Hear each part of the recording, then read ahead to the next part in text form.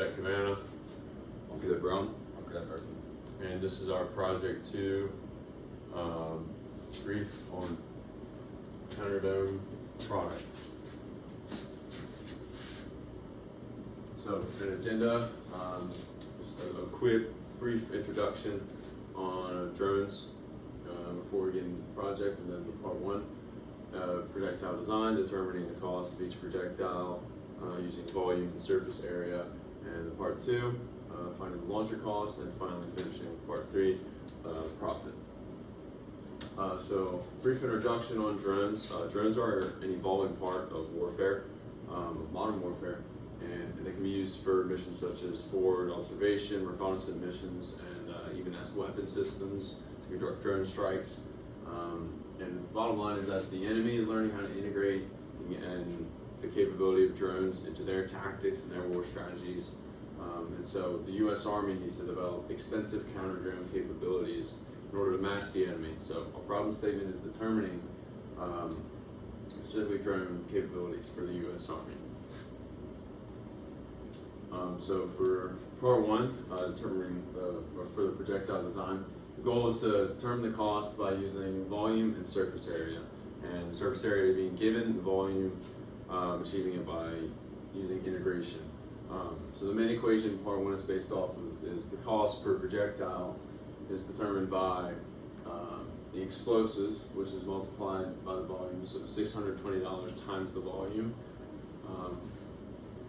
The outer shell, surface area, multiplied by $120, and plus the $2 per drone for the drone altitude tracker. So determining for each volume of each projectile, for all 3 of them, we used cylindrical integration. Specifically for part 1, it's important to note that the instructions said that part 1 is a bundle of 5 cylinders, so the given equation was only for 1 bundle. So to find the volume, I had to multiply it by 5. Same for projectile 2, use cylindrical integration, and for volume of projectile 3, we split it into 2 separate integrals. The bottom one being this cone, and the top one being a hat on top, and found the volume of each, the bottom and the top, and added them together to get the total volume of projectile 3. To determine the cost of each projectile, we went back and we used this equation here, the cost per projectile, explosives plus the shell plus the drone and the altitude tracker. And for example, for projectile 1, since it was 5 cylinders, it was $620 times the volume that we found by integrating, times 5, plus $120 times the surface area that was given, times 5, and then plus the $2 of the drone tracker, times 5. And we determined that the cost of projectile 1 is $367.77. The cost of projectile 2 is around $799.50, and the cost of projectile 3 was $365.07. Then important to note again that projectile 3 found the cost of the bottom and the top, and added them together to get the total cost. Okay, for part 2, the goal was to determine the optimal launcher cost. So we were given the requirement that 70% of the projectiles were to land within 3 meters of the target, and that 3 meters is the kill radius of the weapon.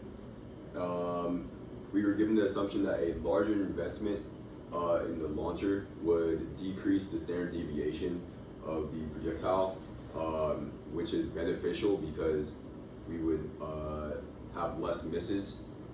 And then our standard deviation correlates to our overall investment, in that we base our investment costs off of the necessary standard deviation. And we found that our required standard deviation was 1.93 meters based off of these given equations seen here.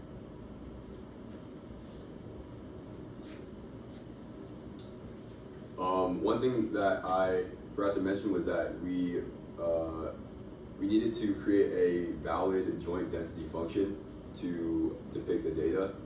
that's the only way we'd be able to essentially measure how much the projectile deviates within our given range of 0 to 3 meters. And as seen in the graphic here, we did create a valid joint density function.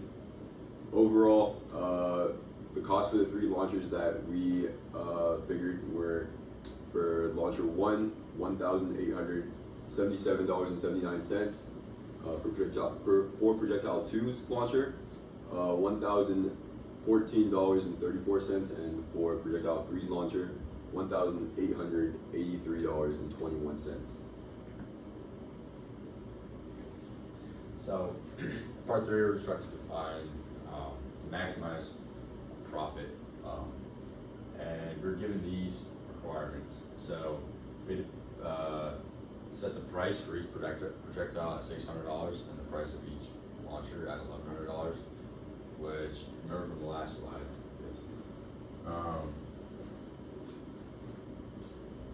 the cost of each launcher, the launchers 1 and 3 are greater than the selected price. So we will be losing money for every launcher that we sell, but the revenue gained from the projectiles will balance that out.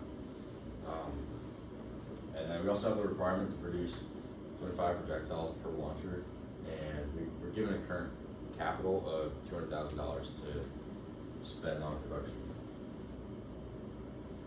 So the objective function for this is our profit function, which tracks revenue and costs associated with each different bundle of production quantities for the 3 launcher types and 3 projectile types.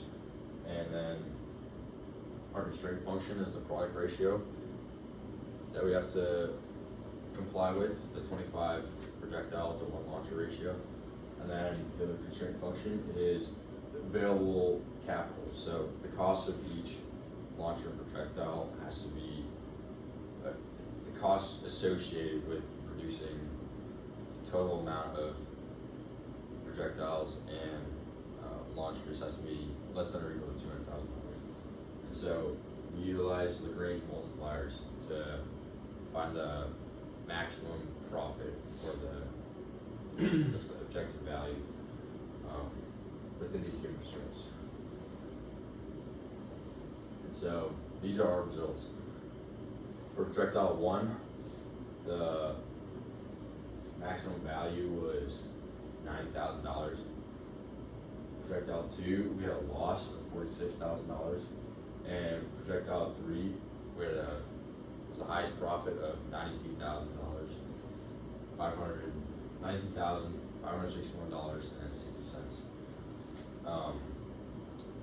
And so this is the projectile bundle and the projectile type and launcher type that we're gonna produce, and we will produce 18 launchers and 54 projectiles.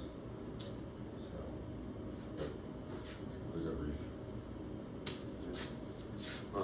Sir, this concludes our Project 2 brief pitching counter drone operations.